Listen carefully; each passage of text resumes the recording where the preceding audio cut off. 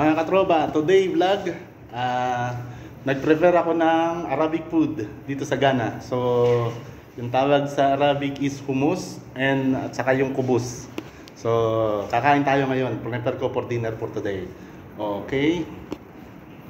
O, yan mga katropa ang hummus. At ito ang kubus. Yan, kakainin natin yan. Yan ang aking dinner.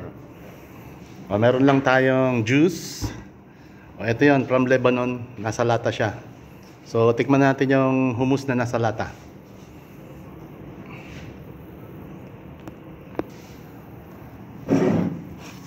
Kain tayo. Tikman mo. Ang hummus, marami man ito. Yan ba? Busog ako eh. Oh, tama, nakakuha ko ng kubus dito sa Ghana. Ito ang hummus, homemade.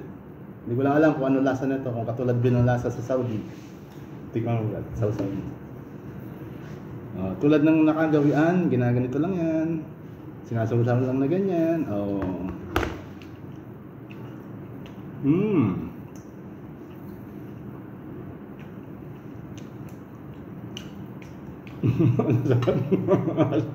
First time itong bread natin na tumikim na itong hummus eh. Ano man sabi mo sa Arabic food natin, Brad? Lasang hummus talaga. First time kong pinatikim ng Arabic food to eh. Tinuturuan ko kumain ng Arabic food kasi hindi siya ex-Saudi. So, yan, pinapatikim-tikim ko siya ng mga Arabic food. Hummus na hummus talaga. Hummus na hummus. May pagkakaiba lang ng konti ng lasa sa hummus sa Saudi. Medyo iba-brad ng konti yung lasa eh. Hindi original. Pero okay na rin. Made in Lebanon to eh. Yan, iba pa rin talaga yung lasa ng Saudi. sa Saudi. Sinasawsaw natin tulad ng nakagawian.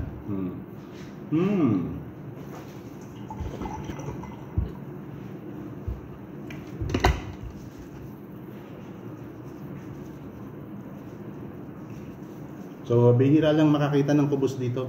Actually, meron sa mga malalaking supermarket, pero mahal ang kubus dito. So, nagpabili ko kahapon dun sa isang Indiano. Kayang medyo late na niya na ibigay. So, hindi ko nakain kahapon.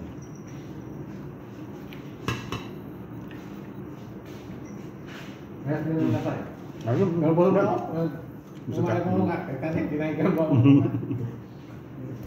Okay lang. Pero kain kanina yung bang Los Blanca eh. Medyo kakaiba yung lasa niya.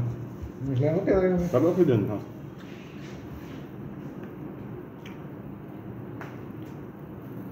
Yun yung binali natin sa ano, sa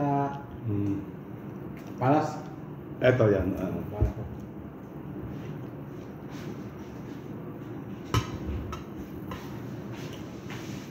Mga tropa dyan sa Saudi, ito. Meron na akong kubus. Actually, namimiss ko rin talaga yung mga Arabic food eh. Kaya gumagawa-gawa ng paraan dito sa Ghana, makatikim ng Arabic food.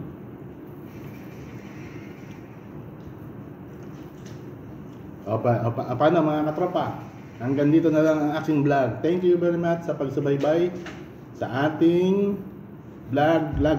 Thank you. Bye-bye.